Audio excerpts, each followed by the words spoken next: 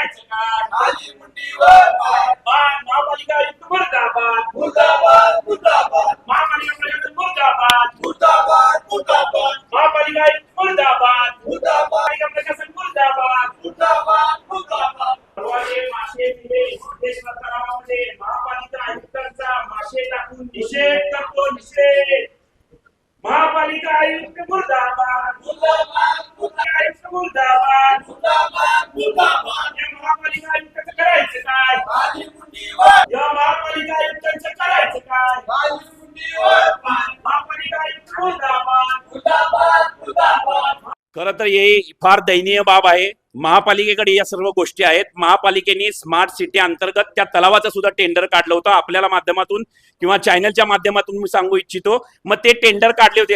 खाली फरशा घालणार होते, व्हाईट फरशा घालून मग त्याच्यावर पाणी सोडणार होते, कारंजे सोडणार होते, हे सगळी गोष्ट करणार होते.